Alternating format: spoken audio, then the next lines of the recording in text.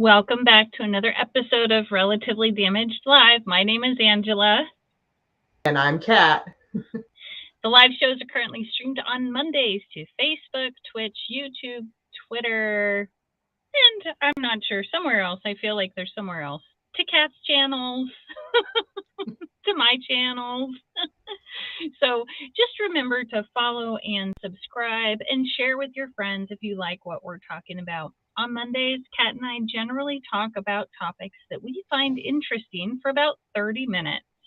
This month actually, we have really been leaning into the topic of suicide awareness. As many of you know, September is Suicide Awareness Month. So not only are we talking about it this week, but we will close out the month with a fantastic guest next week, a fantastic surprise guest next week that we will be sure to tell you about in our post about the live coming up. So today's topic is how come feelings like sadness feel like they will never end? They're just so overwhelming. Yeah. Oh, that's a great question. And I think it's because everybody can relate to it. I think rare is the person who has never experienced that sadness. I'm looking at things like they say that are the most stressful in life. And what is it usually? Deaths and divorces. And those are losses. Yeah. They are. They're huge losses. Yeah, I actually did write a poem. Unfortunately, I know someone going through a struggle right now that the pain is so much, and so my heart broke for them. And this is what came out of my empathizing with them. My heart broke yesterday when I was pushed away. I reached for the phone to call you and remembered we had ended. I reached for the phone again, checking for your text that never came. And I'm grateful for the pain that tells me I loved you. And I'm sad that the pain will end because that's when I will know it is over. Which is not in my book, and I forgot to put it up on the screen for everybody. Well, Kat, now we can't see you. I'll move the chair over. I wonder if we went to a different setup. Hey, that's better. That'll work. I was but now trying we to can't make see sure the whole poem. Yeah. Oh no. Okay, we'll go back there. Yeah. Now we're learning about technology. It's not our friend right now, but that's okay. There we go. Yeah. Yeah, and so I relate when you say divorces and death. I mean, those are huge. Mm-hmm. And even a breakup of this was someone breaking up with it was a boyfriend girlfriend situation, and it's still a loss. Like, how often do we go to those thoughts about those people during the day? You know what I'm saying? Oh God, I know having lost a 15-year relationship at one point. It was very difficult. I didn't want to eat. I did the bare minimum. I went to work. I came home and just slept a lot until I was really ready to break out of that and to slowly start taking control of that. And I know other people. And I think probably one of the greatest losses is the loss of a child. Yeah. Because people talk about the natural order of things. The parents will predecease the child, but it doesn't always happen that way. And the suffering that people have gone through, and their grief and their sadness and their loss is really, really difficult to go through. But one thing I've noticed from my own experience and from from those people who I've seen go through a loss, especially the loss of a child, is they find their purpose in something else. Yeah. Yeah, I know someone who lost their uh, preteen to cancer, and they honor his memory all the time. They're runners, so they have a 5K for him to help raise money, uh, for cancer research, so that hopefully other kids who have that form of cancer won't die. And Hmm. so they're finding that purpose in their loss. Yeah. Which is really important, I think, for us to look at. But I also want to talk a little bit about, from my understanding of what happens physiologically inside of us Mm, when okay. when a loss happens. I mean, how often do I even like to think about it this way, if I'm in a relationship or like with my kids, how often do I go to those thoughts about them to find strength or support or to send them love? And and when they're no longer there, I have worn those paths in my brain or in my heart so well. There are no weeds on that path, right? It's easy to get there. The path is smooth. And then all of a sudden I keep going there in my mind or Hmm. in my heart, and now they're gone. And so every time I go down that path, now it's like that searing pain of, oh Mm, yeah, they're not there anymore. And that really does happen to in our bodies, in our brains, in our hearts, um, in our souls. That loss is actually really even a loss of what to do. Like those cells, that energy doesn't know what to do anymore.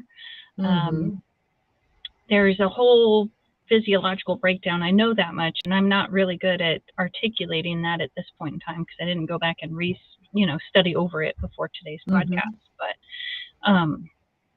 it's real. The loss. So not only is it a loss in the real world, but inside of us, a loss of those paths, of those thoughts. Now those thoughts almost betray us because they cause pain. Right, right. Well, and I mean, when I was talking about just going to work, doing the bare minimum, not being able to eat, that's the physiological response as a result of that. I Mhm. I I just couldn't. I couldn't I couldn't do it. Yeah. Um, but here the thing is that, and I love that you use the metaphor about the well-worn path without weeds.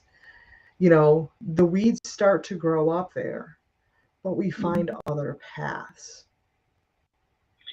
Yeah, and maybe in some ways, if we're going to use a metaphor, some of those weeds have some really beautiful flowers. So when we go back to visit those memories later, we can find Yeah. that beauty in it, even though it was so painful to get beyond that process of through that suffering, because I really do believe it's whew, it's suffering.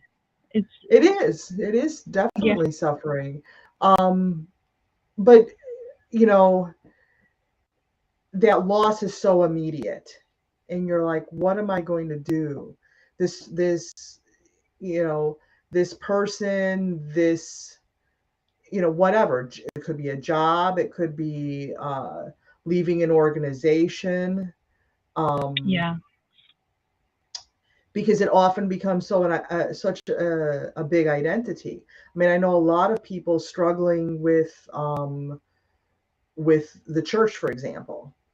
It's hmm, something else, and I don't want to go into that necessarily, but it's you become so identified with this religious identity or with that community that you're involved in. But when you're at such tension with what they're saying and what they're believing, and then you decide you can't stay there anymore, I mean, then it's like, who are you?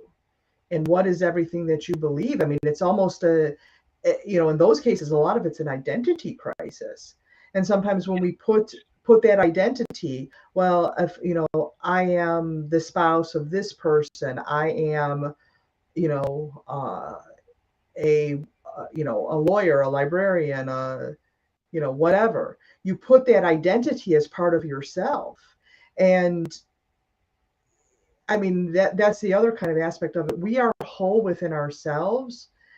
But when we start identifying ourselves as the Mm, spouse of the person who has this position, I am a lawyer, I yeah. am a teacher, um, Instead or of just I am. And then right, I am, and for instance, I am Angela, and I also happen to be a poet. And I also happen to be a host of a podcast. And I also happen to be a mother and a friend and many things. right. And for me, that was actually so important in my healing to realize. And I've shared before a ring that I have, and I didn't put my rings on today because my hands are a little swollen. But it says, "I am enough." Mm, yeah. And I actually happened to get that from suicide awareness, um, because I wanted to support the cause. And I think that's a great reminder for anyone that I am Yeah. enough. Um, and so those identities come and go. Those people in our lives come and go. The jobs come and go. The careers come and go. Um, the identities come and go because our identities are constantly shifting. Yeah, we don't As like to think of that though, right? Like we think well, if I, even though I can look back 5 years and say, I totally, my identity has shifted in the last 5 years. I have changed in many ways. But when I think of myself in the future, I think of myself in the state I'm in right now in the future.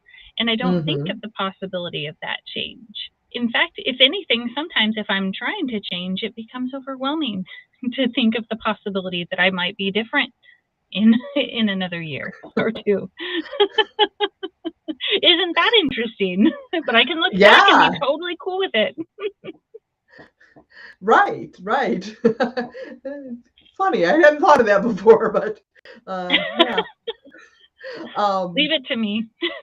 of course. Always stay curious. But that, I mean, that's part of that process of of overcoming that. It's increasing the awareness that we have. Um, and we've talked before about the work of Byron Katie. You know, Hmm. is this really true? Right. Asking that question, is this really true? Yeah, I'm And then thinking of the digging questions. down into it. Yeah, I'm thinking of the questions. So like with the sadness and a breakup, is it true that I'm sad? Okay, I could answer that with a yes. Who would I be without this thought? Well, if I didn't have this sadness, then I don't think I would be a very loving person because this sadness is telling me that I deeply love and deeply care. Hmm That poem that I read earlier, I wrote for someone going through the struggle because I was empathizing with them and I'm sad for them. hmm I'm investigating because it's hard to see the people we love in pain, and Right. and I'm trying to remember. Okay, it's not my job to take the sadness over for that. To be sad for them. Um, I'm trying to think of the words I want to use, and they're not coming to me. But it is my job to send that love to say, "Oh hmm yes, this is hard," and to really feel. At least for me, I feel extremely vulnerable and being able to sit in that uncomfortable feeling with them is also vulnerable to me because it brings up some of those memories of times when I felt like that, which is hmm great. But I also need to remember it's not my job to feel that right now so much as to recognize what it means for them and to love them through it. hmm Yes, and that's a hard lesson to learn because oftentimes we want to try and fix the problem because we're uncomfortable. So uncomfortable. But realizing what we can do. I mean, I remember when I first broke up with my ex, and I was at that stage where I wasn't eating. I wasn't doing anything. I had a friend who sat and listened and who loved me and brought me food and was like, "You've got to eat." She'd call me at night when I got home to make sure, did you have something to eat? Come on, you got to eat. I love you. It's going to be okay. You know, Yeah. um, and it was hard to hear that at the time. I wanted to think my life was over and you know, everything is horrible. I'm never going to find love again. I'm never going to, be with anybody again. I'm destined to be alone the rest of my life. You know, I went through Yeah. all of those thoughts, and the truth of the matter is none of that was true. I had a hard time seeing that. But seeing that someone loved me Mm. and Yeah. someone cared about me and someone was making sure that I was taken care of, that, and meant prompting me to take care of myself. They helped, Right. yes, by giving me food, but like making that call, hey, did you eat? Reminding Um, you. right. Because I could easily go back into that whole well of sadness. Mhm. Mhm. And it was just like they were putting the bucket down the well, Yeah. until I was willing to kind of, and give me the sustenance I needed until I was willing to climb out of the well. Right. um It's. and I'm yeah, just no, gonna. it's I'm just really wondering. hard. It is, and I'm wondering. Just thinking about it, because I know for me, I feel like the answer is yes. Did I need to spend time in the well to really process and feel those feelings? I think the answer is yes. Would you say that is true for you, or would you say nah, maybe not, or would you say something else?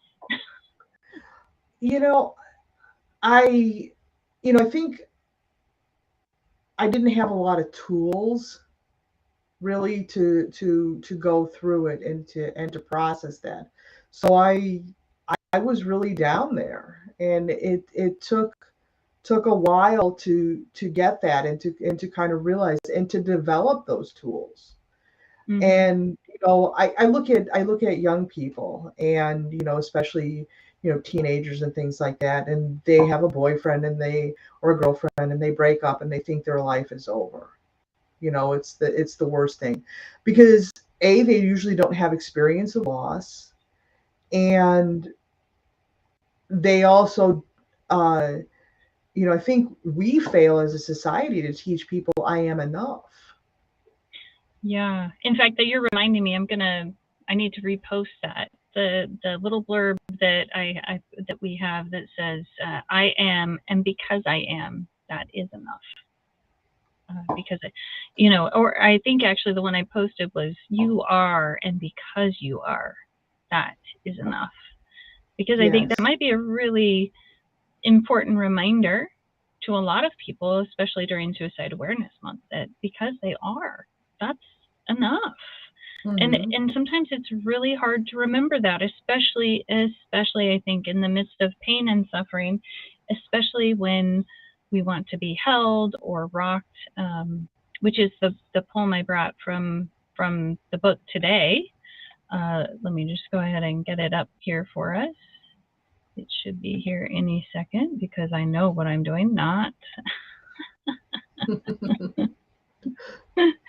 um, and this one's called "Rock Me," and I think sometimes in the midst of that pain and suffering, this is in some ways exactly what I wanted.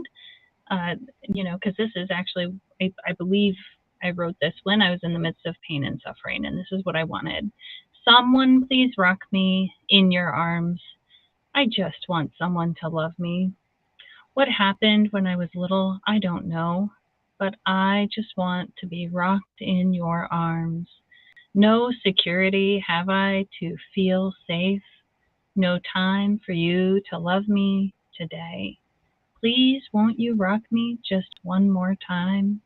I don't care, even if there's a chime. And that's out of my book, Poems from a Lost Soul. It's available on Amazon.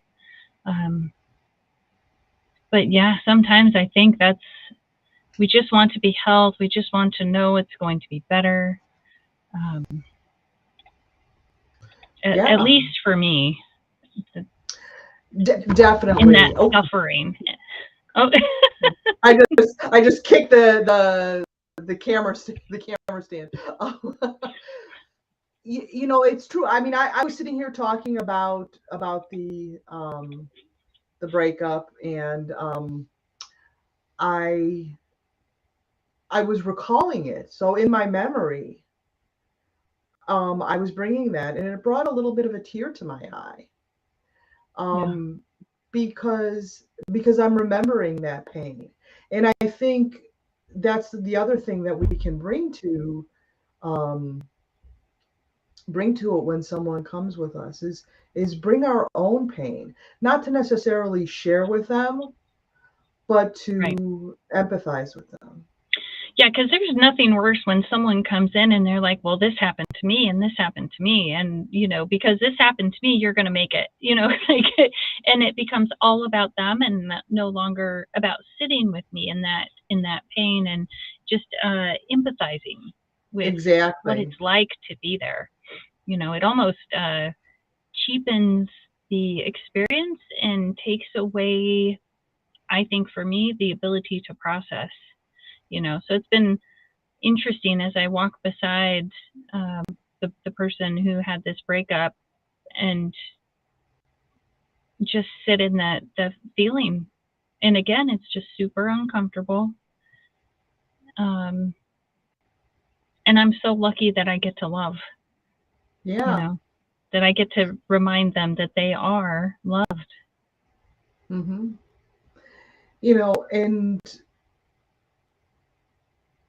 and I'd like to bring a question. What if you were never there? We've talked about your pain disorder, and I understand what pain is, but not certainly to the magnitude that you deal with every day, Right. and not to the extent where it has been permanently, uh, what do I want to say, permanently uh, disabling. Right. Um, and so, you know, but I can imagine what that would be like, what that loss would be like, even though I have not experienced that. You mean the Um, loss of the on top of the pain to sit with someone in their pain, on top of my physical pain, or what? I'm not sure I understand. well, yeah, yeah. I'm thinking. So there's two things there. There's the pain that you deal with on a daily basis, Mhm. which, eh, you know, I can't relate to that type of pain because I don't know what it is. You know, Right. I don't have children. I don't know what it's like to give birth to a child, Right. but I can I can try and put myself in that position, and I can listen to the words, and I can feel the anguish having been with people giving birth, and the process of that, and knowing what they're going through, and seeing that, and use what I have in order to have that empathy. Mhm. The same thing as so there's two aspects. There's the pain aspect that you have, and then there's the disability, you Mhm. know, and having to, you know, what you've had to go through to do that. I mean, that's a loss, right? Right. So yeah. So losing the ability to use my hands the way I want was a huge loss. Having pain every day is can be overwhelming, and is another loss because it does impact, physical pain impacts ability and capacity to do, but it also gives me there's also emotional pain that comes with that, because now I cannot do what I would like to do. So there's, gosh, I guess there's almost like three different things, many things that happen.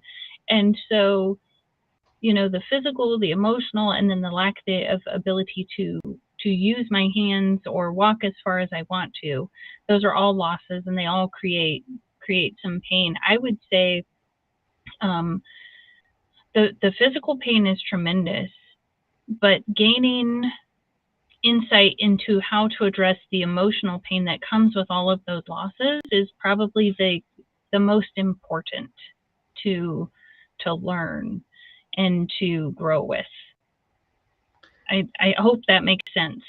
It does, and I brought that up because we're talking about losses of relationships, and a lot, because most of us can relate to that.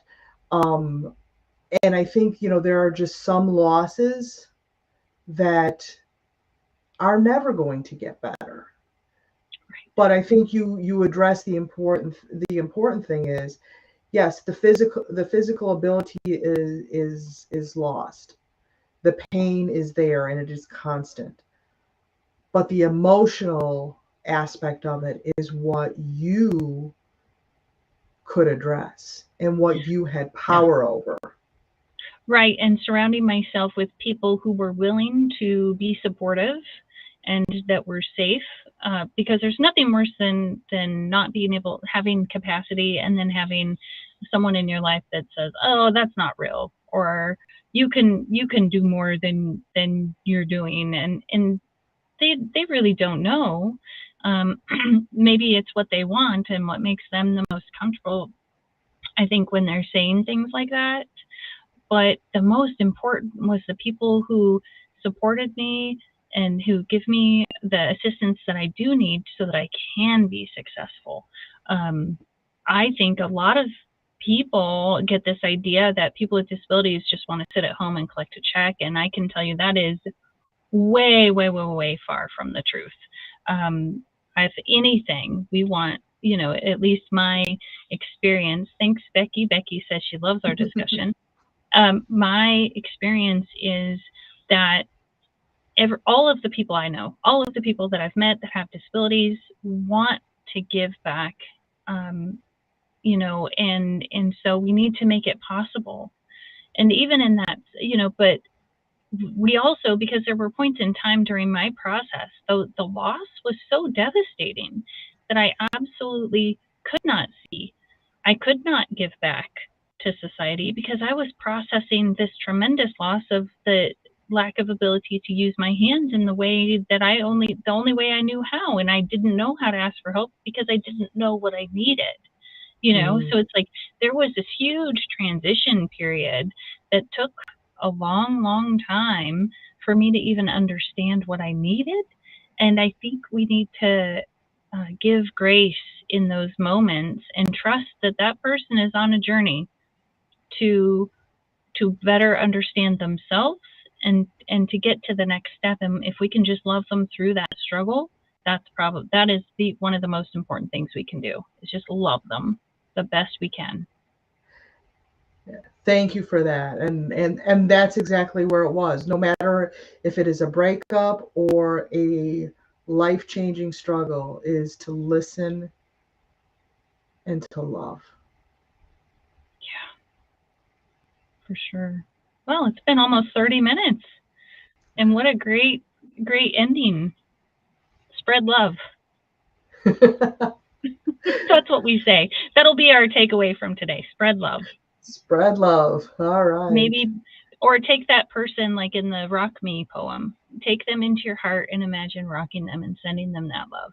That would be powerful, I think, just to give that person that. Yeah. It's speechless. I'm speechless, Kat.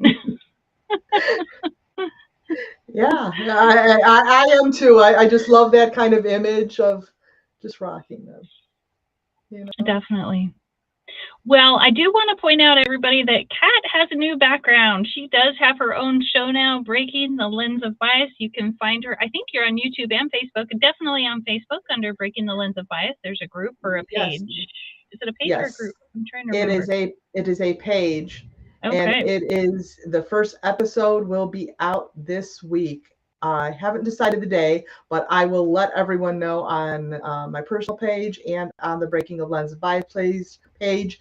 Please like and or subscribe to the YouTube channel. Yeah, like, follow, share with your friends if you like what she's got to say. She's a librarian, so she's going to come up with all kinds of fascinating things to share with you, I promise. So thank you for watching our show today, Relatively Damaged Live. I also have Relatively Damaged Live podcast, and as you know, my book. So please support me by either getting the book or listening to the show is fantastic. And again, share with your friends if you like what we're talking about. I think that's it for today. Yeah, Kat? Yeah, and next week, please join us next week with a very special guest. We will announce that guest shortly. We know who it is, but Yeah. I'm really looking forward to having a guest on with us on Mondays. It's our first time we've had a guest, so Yeah. Woohoo! Party, woo! party. Okay. Well, we're still closing out Suicide Prevention Month, so I don't know how much of Yes. a party it will be, but I think we'll get some really great insights to close out the month. That's true. That's true. I think we can do both.